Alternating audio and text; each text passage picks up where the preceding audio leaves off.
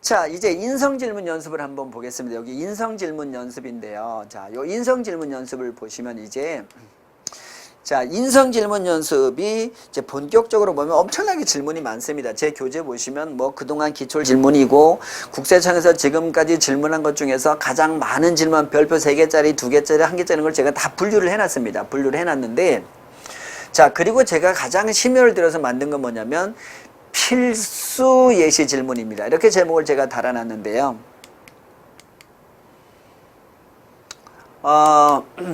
인성 필수 질문과 예상 답변 예시 그랬잖아요. 그죠? 이 필수 질문이라는 건 뭐냐면 어떤 면접을 봐도 어떤 공무원 면접을 봐도 안 나올 수 없는 질문들입니다. 무조건 나오는 질문들입니다. 아시겠습니까? 그래서 이것에 대해서는 여러분 나름대로의 답변을 반드시 가지고 있어야 되는 질문들입니다. 그걸 제가 필수 질문이라고 달아놨고요. 한 40개 정도 됩니다. 뭐 그렇게 많습니까? 하지만 그 정도는 준비하셔야 되겠죠. 자, 지방직은 제가 한 20개 정도 준비하는데 국가직은 한 40개 정도 준비하셔야 되고요. 그리고 거기에 대한 답변은 예시지 꼭 이렇게 하라는 얘기는 아닙니다. 아시겠습니까? 여러분의 상황에 따라서 여러분이 뭐 얼마든지 다르게 답변할 수 있습니다. 더 좋은 답변을 만들어낼 수도 있는데 이것은 하나의 예시에 불과합니다. 어떤 여러분들의 제 제자가 썼던 것이기 때문에 자 보십시오. 면접할 때는 항상 뭐냐? 배려와 소통의 아이콘이다. 나는 배려와 소통의 아이콘이다. 이 자세를 항상 견지하시고요. 가장 좋아하는 말이다. 배려와 소통. 아셨죠? 두 번째, 역지사지. 상대방 입장에서 항상 생각해 본다. 아셨습니까? 꼰대들이 좋아하는 말들입니다. 아시겠습니까? 꼭 기억하십시오. 그 다음에 경청. 아셨죠? 나는 항상 상대방 얘기를 잘 듣는다. 항상 납세자의 말들을 잘 듣는다. 아시겠습니까? 자, 이런 거죠. 납세자가 와서 땡깡을 부린다. 납세자가 와서 세금을 깎아주면 안 되는데 계속해서 깎아달라고 그런다. 어떻게 하실 것인가? 이런 질문을 한다는 거죠. 그럴 때 나는 뭐라고 답변하겠습니까? 예. 납세자가 그렇게 화를 내고 땡깡을 부를 때는 뭔가 이유가 있을 것이라고 생각합니다.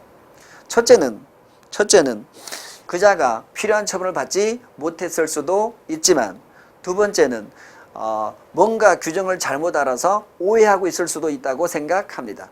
둘 중에 하나일 거라고 생각합니다. 그렇잖아, 그죠? 규정을 잘못 알았을 수도 있고 또는 뭐라고요? 예, 진짜 필요한 처분을 받지 못할 수도 있었겠죠, 그죠? 이 두 가지를 구분해서 내가 설명해 주면 되죠. 아셨습니까? 그래서 그 사람이 정말로 필요한 처분을 못한 건지 못 받은 건지 아니면 오해하고 있는 건지 먼저 그 사람 얘기를 잘 들어보도록 하겠습니다. 이게 뭐야? 경청이죠. 그래야 내가 문제점을 발견할 수가 있는 거니까 이게 경청이야. 아시겠죠? 그리고 뭐라고요? 내가 항상 답변할 때는 뭐 해야 된다? 중립성을 지키고 일관성 있는 답변을 해줘야 된다는 거죠. 내가 왔다 갔다 하면 안 되는 거잖아요. 그죠? 아셨죠? 자, 그리고 마지막 민감한 질문에 대해서 항상 주의하시기 바라. 공무원은 뭘 지켜야 된다 그래서 중립성을 지켜야 된다 그랬잖아요. 그죠? 그래서 항상 민감한 질문에 대해서 뭐하라? 중도적 입장을 취해야 된다. 민감한 질문에 대해서 항상 뭐라고요? 중도적 입장을 지키고 절대 뭐라고요? 찬성이나 반대를 표명하시면 안 됩니다. 치우치지 말라는 겁니다. 그런 의견을 표명하지 마시고 나는 설사 찬성이라 하더라도 찬성도 있지만 반대도 있다라는 걸 꼭 뭐라고요? 얘기하시기 바랍니다. 아시겠습니까? 그래서 찬성과 반대의 양쪽 얘기를 꼭 해주시고 자 우리가 강남의 부자 동네에서 내가 근무한다더라도 뭘 꼭 생각하셔야 되는 겁니까? 그 옆에 가난한 사람들 우리가 꼭 생각하셔야 되고요. 또 우리가 가난한 동네에 근무한다더라도 그 동네 사는 부자들까지 내가 꼭 생각할 수 있어야 되는 게 공무원의 마인드라는 거죠. 아시겠습니까? 그래서 항상 어떻게 하라고요? 장점과 단점 이렇게 얘기해야 된다. 우리가 4대강을 욕하는 사람도 있지만 4대강을 좋아하는 사람도 있잖아. 자전거 타고 다니니 정말 좋더라. 이렇게 얘기하는 사람들도 있다는 얘기죠. 그죠? 그러니까 우리는 그 사람들의 마음도 헤아릴 수 있어야 되는 게 공무원의 마인드라는 거죠. 절대 잊으시면 안 돼. 자기의 생각을 드러내시면 안 된다는 거죠. 아시겠습니까? 자, 그게 바로 민감한 질문에 답변하는 방법이다. 아셨죠? 엊그저께 친구가 질문했어요. 선생님, 며칠 전에 무슨 소득당인가 무슨 친구가 공무원 봉급 20% 감면해가지고 그걸로 기본소득 지급하자 그러는데 이거 뭐라고 답변해야 돼요? 결론? 똑같죠. 장점과 단점. 아시겠습니까? 장점은 뭐겠습니까? 지금 경제가 어렵고 정말 힘든 시기입니다. 국민 모두가 어려운 이때 자, 공무원이 발벗고 나서서 국민들에게 도와줄 수 있다면 이 또한 매우 좋은 일이라고 생각합니다. 장점이죠, 그죠? 그러나 단점은 뭐겠습니까? 우리 공무원도 누구보다도 앞장서서 이 코로나 시대에 매우 힘들게 앞장서서 열심히 일하고 있습니다. 그죠? 우리 특히 보건소나 이런 데서 일하는 사람들은 같은 공무원이지만 정말 열심히 일하고 있고 또 구청에서 일하는 공무원들도 매우 힘들게 일하고 있는 것으로 알고 있습니다. 이렇게 앞장서 열심히 일하고 있음에도 불구하고 또 그들의 봉급마저도 20% 감액해서 일반 국민을 위해서 내놓으라고 한다면 이건 너무 심한 처사가 아닌가 이런 생각이 들 수도 있다고 생각합니다. 그죠? 양쪽을 아우러주면 된다는 거죠. 뭔지 아시겠죠? 이게 공무원의 내가 중립적으로 양쪽을 바라볼 수 있는 이런 마음이라는 거죠. 이게 공무원의 마인드야. 꼰대들한테 보여줄 건 뭘 보여주라고? 이런 마인드를 보여주라는 거죠. 너의 생각을 말에 듣고자 내가 질문한 것이 아니라 너의 이런 마인드를 가지고 있는지를 물어보는 거라고요. 아시겠습니까? 뭔지 아시겠죠? 이렇게 답변하고 정말로 뭐 물어보고 싶은 사람이라면 근데 너는 어떻게 하고 싶겠냐? 이렇게 물으면 솔직하게 얘기하세요. 당신이 지금 저는 지금 뭐 20%라도 내놓고 싶습니다. 이런 마음이면 그렇게 하면 되고 저는 솔직히 내놓기 싫어요. 그럼 말하고 아시겠습니까? 솔직히 말하라는 거죠. 그건 두 번째 얘기인데요. 거의 두 번째 질문은 잘 안 한다는 거죠. 첫 번째에서 제가 꼰대잖아. 그죠? 저 꼰대들의 입장에서는요. 예, 파악이 됐어요. 너는 이런 놈이구나. 파악이 됐기 때문에 더 이상 질문할 필요가 없다는 거죠. 아시겠습니까? 자, 이렇게 하면 됐고요. 이제 공직가치를 제가 한번 알아볼 건데 제가 말했죠. 자, 우리는 공직가치에는 국가관이 있고 자, 공직관이 있고 그 다음에 윤리관이 있습니다. 그래서 우리가 공직관에는 책임성, 투명성, 자, 국가관에는 애국심, 민주성, 다양성, 그리고 공직관에는 책임성, 투명성, 공정성, 창의성, 전문성, 그리고 윤리관에는 청렴성, 도덕성, 공익성 이런 게 있어요. 여러분, 우리한테 맨날 질문하는 게 있습니다. 자, 당신이 공무원이 됐는데 공무원에게 필요한 공직가치가 뭐라고 생각하나? 이렇게 질문해요. 또는 내가 당신을 뽑아야 되는 이유를 말해봐. 또는 자기소개해봐. 당신을 PR해봐. 뭐 다양한 질문하지만 전부 다 뭘 묻고 있는 거야? 공직가치를 물어보고 있는 거라고 생각하시면 돼요. 공직가치와 연결해서 다 전부 다 질문하면 되고요. 엊그저께 서울시 세무직 면접하면서 이런 질문했습니다. 자, 어떤 면접관이 와서 막 대도 않는 일을 해달라고 요구하면서 땡깡 부리고 있어. 이런 납세자한테 필요한 공직 덕목은 뭘까? 이러한 자들한테 불필요하게 막 깎아달라고 하는 이런 자들한테 우리가 공무원으로서 필요한 자세가 뭘까? 이런 얘기예요. 어떤 덕목이 필요할까? 뭐가 필요하겠습니까? 이런들한테는 뭐가 필요하겠습니까? 우리가 도덕성이나, 그죠? 그죠? 개인의 양심과 사회적 규범을 준수하는 공직자 본분에 충실하는 자세가 필요한 거죠. 그죠? 이런 본분을 우리가 지켜야 될 것이고요. 또는 자, 맡은 업무를 완수하고자 하는 의지와 노력을 존중하는 이런 책임성이 있어야 되고요. 또 올바르고 공평무사하게 업무를 수행하려고 하는 이런 공정성을 가지고 있어야 되지. 우리가 깎아주면 안 되는 거잖아. 그죠? 누구에게나 뭐 해야 되는 겁니까? 공정하게 처리를 해야 되는 거죠. 이런 공직가치가 필요하다고 우리가 답변해 주면 되는 거죠. 되겠습니까? 그랬더니 어떤 친구는 선생님 저는 친절해야 된다고 생각합니다. 자, 물론 친절을 해도 되지만 공직 가치가 뭐가 필요하냐고 하면 어떤 상황에서도 나는 깎아줘서는 안 됩니다. 그래서 공정하게 대해야 된다고 생각합니다. 이게 공정성이라는 공직 가치가 된다는 거죠. 그죠? 자, 그렇게 답변했다면 정말 좋은 답변이 되겠지만 뭐 그렇게 답변 안 했다고 해서 그죠? 여러분이 미흡이야 그런 건 아니라고요. 걱정하지 마세요. 자, 그래서 제가 말씀드리고 싶은 건 뭐냐면 이런 가치가 있을 때 여기 보시면 이런 정의가 많다고 해서 이런 걸 다 외워야 되냐? 훨씬 더 많은 얘기들이 면접 교재들에 보면 많이 있지만 그렇게까지 하실 필요는 없다는 겁니다. 그죠? 어떻게만 하라고요? 자, 공직가치에 필요한 요소가 뭐라고 생각합니까? 그러면 어떻게 하면 됩니까? 저는 전문성, 책임감, 신뢰성이라고 생각합니다. 뭐 이렇게 얘기해도 되고요. 또는 저는 다양성, 또는 뭐라고요? 애국심 또는 창의성 이렇게 얘기해도 되고요. 자기 나름대로 얘기해도 된다는 겁니다. 아시겠습니까? 자기가 강점 있는 부분을 강조해서 얘기해 주면 되겠죠. 뭐하고 연결시켜서 자기소개나 자기의 장점이나 이런 쪽하고 연결시켜서 얘기해 주면 돼요. 아시겠습니까? 왜? 너는 왜 세무직을 지원하게 됐나? 지원 동기. 아시겠습니까? 너는 세무직을 하겠는데 너는 뭔 장점이 있나? 그러면 나는 이런 장점이 있기 때문에 세무직에 이렇게 지원하게 됐고, 그죠? 그래서 나는 세무직에 이런 뭐가 있으니까 공직가치가 필요하니까 나는 세무직에 필요한 놈이다. 나를 꼭 모아주시오. 이런 얘기가 될 수 있도록 서로 연결될 수 있게 내가 말을 만들면 되는 거잖아. 그죠? 그래서 세무직에 필요한 공직가치가 뭐라고 생각하나 이 부분은 철저하게 뭘 만드는 거라고요? 나의 장점과 연결시키고 거기다 뭐까지? 나의 사례까지 연결시켜 놓으면 되는 거죠. 그 사례를 찾아내면 되는데 여러분한테는 다 있어요. 있는데 자 여러분 선생님 하나도 없어요. 생각 안 나요 그러는데요. 저하고 얘기하다 보면 다 있어요. 오세요. 제가 다 찾아드릴게요. 아시겠습니까? 엄청 많아요. 장점과 단점? 선생님 장점은 많은데 단점은 없어요? 엄청 많아요. 단점. 아시겠습니까? 근데 이 단점도 뭐 찾기 쉬워요. 좀 더 제가 말씀드릴게요. 자 이렇게 해서 우리가 자 공식까지 봤죠? 편하게 한번 읽으면서 하세요. 걱정하지 마시고 자 필수 질문과 예상 답변부터 한번 보면서 가겠습니다. 자 하나씩 보게 할 건데 자 우리가 가장 먼저 하는 질문이 뭐냐? 이송입니다. 자기소개 한번 해보세요. 자기 PR 한번 해보세요. 내가 당신을 뽑아야 되는 이유를 한번 말해보세요. 이런 거예요. 다 똑같은 질문이야. 내가 당신을 뽑아야 되는 이유 한번 말해봐. 30초 줄게. 뭐 이런 얘기하죠.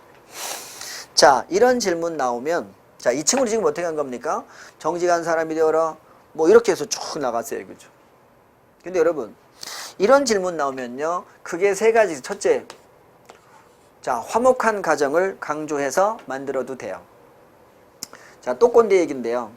제가 자꾸 꼰대 얘기해서 죄송한데, 자, 꼰대들의 특징이 있습니다. 한 분야에서 오랫동안 일하고 나면 뭘 하게 된다 그랬어?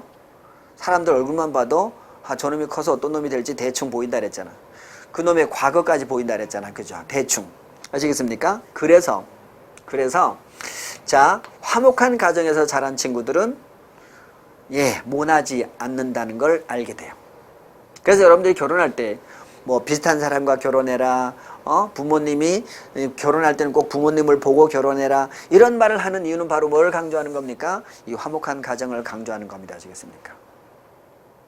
꼭 누가 잘못하면 야 그놈 애매비 닮았구나. 뭐 이렇게 욕하는 이유도 다 뭐가 되는 겁니까? 다 이거예요. 어디 가서 엄마 아빠 욕먹이지 말고 행동 바르게 해라. 이렇게 하는 건 다 뭐라고요? 이 화목한 가정을 이걸 다 전제로 깔고 있는 겁니다. 아시겠습니까? 그래서 이 얘기를 제가 자 화목한 가정에서 태어났다는 것을 늘 강조해라. 이 말을 하는 이유입니다. 이거를 깔아서 자기소개를 하는 것도 중요한 방법 중에 하나입니다. 이걸 딱 듣는 순간 꼰대들은요. 아주 화목한 가정에서 바람직하게 잘 컸구나. 이렇게 생각할 수 있도록 얘기를 꾸려가는 거죠. 아시겠습니까? 됐어요? 자, 두 번째는 뭐라고요? 이렇게 공직가치를 통해서 자기소개를 하는 방법도 있습니다. 그죠? 공직가치 뭔지 아시겠죠? 나는 전문성을 갖춘 놈이다. 자, 나는 뭐 회계학을 전공하고 학교에서 회계학을 전공하고 그래서 회계세법이 정말 자신이 있었다. 그래서 이번 시험에서도 회계세법을 시험을 봐서 우수한 성적으로 합격할 수 있었다. 그래서 오늘 이 자리까지 올 수 있었고 자랑스러운 선배님들을 만날 수 있게 되었습니다. 제가 전문성 있는 세무공무원으로서 성장할 수 있도록 도와주십시오. 뭐 이렇게 해서 우리는 자기소개를 할 수 있도록 들어와야 된다는 거죠. 그죠? 자, 그래서 전문성을 강조하면서 들어오는 공직까지. 물론 전문성이 아니고 나는 책임감 있는 사람입니다. 나는 신뢰성 있는 사람입니다. 이렇게 해서 공직가치를 중심으로 자기가 자신 있는 걸 내세워서 이렇게 들어와도 자기소개를 해도 돼요. 아시겠습니까? 자기를 어필하는 방법이니까. 자, 아니면 지금 이 충간 것처럼 저는 자, 부모님이 뭐라고요? 정직한 사람이 되어라. 이게 제 좌우명입니다. 그래서 이런 각오. 아시겠습니까? 또는 자, 이런 걸 가지고 출발하는 방법도 있습니다. 그죠? 자, 그래서 자, 화목한 가정을 중심으로 해서 자기를 소개하던 이런 가정에서 태어난 아주 나는 착한 놈이다 라는 착한 이로 출발하든 아니면 자 나는 이렇게 전문성을 갖추고 책임감 있는 이런 놈이다 라는 공직가치로 출발해서 자기를 소개하든 아시겠습니까? 나는 이런 확실한 세무공무원이 되겠다라고 해서 뭐라고요? 자기의 각오나 포부를 밝히는 이런 쪽으로 소개를 하든 아시겠습니까? 어떤 걸로 해도 여러분이 괜찮다는 얘기죠. 아셨죠? 이런 건 준비하면 제가 한번 쭉 보면 되고요. 이제 연습하다 보면 이제 연습 기간이 한 달 정도 되면요. 이렇게 준비했다, 이렇게 준비했다, 이렇게 준비했다 자기가 나중에 좋아하는 걸로 자꾸씩 바꾸게 돼야 아시겠습니까? 처음엔 하나로 하지만 다양한 걸로 한두 개를 바꾸고 한 3개 정도 준비해 놓고 이렇게 자꾸 바꿔보시면 돼요. 자, 그 다음에 자, 공무원 지원 동기 말해보세요. 공무원 지원 동기. 자네는 왜 세무직 지원하게 됐나? 이런 거죠. 그죠? 자, 뭐하고 연결하라고요? 이런 질문을 받으면 항상 뭐라고요? 자, 아까 말했었죠. 지원하게 된 동기. 자, 우리는 자, 공직 가치하고 연결하도록 하는 게 매우 중요합니다. 자, 얘기했었죠. 세무직은 뭐가 필요하다고요? 전문성이 필요하다고. 이게 가장 중요한 말이죠. 그죠? 전문성입니다. 자, 그렇기 때문에 나는 회계세법을 공부했다. 이 말이 가장 중요한 얘기가 되겠고요. 그때 선생님 저 사회행정학 시험 봤는데요. 그럼 어떻게 해요? 여러분 사회행정학 봤으면 뭐 회계세법 공부 안 했나요? 그건 아니잖아. 회계세법을 꼭 시험 봐야 전문성 있는 사람인 건 아니에요. 회계세법으로 시험을 봤다면 더욱더 전문성을 어필할 수 있는 건 맞지만 회계세법을 시험 안 봤다고 해서 회계세법 안 한 건 아니잖아. 그죠? 그래서 그때는 뭘 하면 되는 거야? 학교에서 수업을 회계세법을 얼마나 열심히 들었는지 내가 얼마나 열심히 했는지 다만 내가 합격이 급해서 회계세법을 시험에서만 잠시 뺐을 뿐이다 라는 걸 내가 얘기해 주면 되는 거죠. 그죠? 그렇다고 해서 전문성을 얘기할 필요는 없어. 근데 뭡니까? 전공을 질문하면 그때는 제가 죄송합니다. 시험이 너무 급해서 붙고 싶어서 다른 과목을 선택하는 바람에 잠시 선택을 안 했더니만 많이 잊었습니다. 시험이 끝나고 나면 제가 면접이 끝나고 나면 반드시 이제 세법으로 평생을 살아야 되기 때문에 반드시 숙지하고 열심히 해서 하도록 하겠습니다. 얘기해 주면 되는 거죠. 아시겠습니까? 전혀 걱정 안 하셔도 됩니다. 그런 것들은. 자, 그래서 지원 동기는 뭐하고 같이라고요? 공직 가치와 연결해서 답변해 주는 게 가장 좋은 것이다. 이렇게 하시면 되는데 이 친구는 보시면 그렇게 얘기했죠. 그죠? 자기가 경영학과를 했었고 그래서 세법과 회계학이 적성에 맞아서 했다. 근데 자기가 성격이 공직 가치 뭐라고요? 꼼꼼함이다. 이렇게 얘기를 했었죠. 이것 때문에 자기는 연결해서 할 수 있을 것 같아. 이렇게 해서 연결을 시켰어요. 그죠? 자, 그렇지만 우리는 자, 나는 전문성이 있고 두 번째 뭐라고요? 책임감이 있고 예를 들면 그죠? 또 나는 뭐 할 수도 있다? 뭐 신뢰성이 있고 또는 뭐라고요? 청렴하다. 이런 얘기 있을 수 있잖아요. 그죠? 그러면 이런 얘기를 갖다 내가 사례까지 만들어 놓으면 돼요. 그죠? 그래서 난 학교 다닐 때 뭐 전문성이 있었고 이렇게 회계세법 전공했다 그랬죠? 또 어떤 사례를 들어서 나는 책임감이 있었다. 그죠? 그래서 내가 이런 일을 하고 싶어서 세무공무원에 지원하게 됐다. 또는 또 많이 쓰는 게 뭡니까? 내가 회계세법을 해서 정말 자신이 있었는데 이런 회계세법을 가지고 내가 직업을 갖게 된다면 사익보다는 공익을 위해서 쓰고 싶었다. 그런데 그걸 찾다 보니까 세무직 공무원이 있다는 걸 알게 되어서 나는 세무직 공무원에 지원하게 되었다. 그죠? 또는 뭐, 자, 가까운 지인으로부터 오랫동안 제가 공무원을 보고 자랐다. 그분의 청렴하고 책임감 있는 자세를 보면서 나도 잘하면 공무원이 돼야지 라는 생각을 하면서 자라게 되었다. 그런데 나는 학교 다니면서 또 회계를 전공해서 이 회계를 어떻게 할까를 고민하게 되었다. 그래서 애시당초 나의 지인을 보고 자란 데다가 또 내가 회계도 전공했기 때문에 나는 공무원이 되고자 했고 그래서 세무직 공무원을 지원하게 되었습니다. 이렇게 연결하면 되겠죠. 그죠? 그러면 당연히 뭡니까? 세무직 지원 동기가 자연히 되겠죠. 그래서 이렇게 다양한 방법으로 여러분들이 자, 지원 동기를 만들어낼 수 있다. 이렇게 말을 만들어내는 거라고 생각하시면 되겠어. 아셨죠? 자, 되겠습니까? 공직 가치와 연결해라. 아셨죠? 자, 그렇게 하시면 됐고요.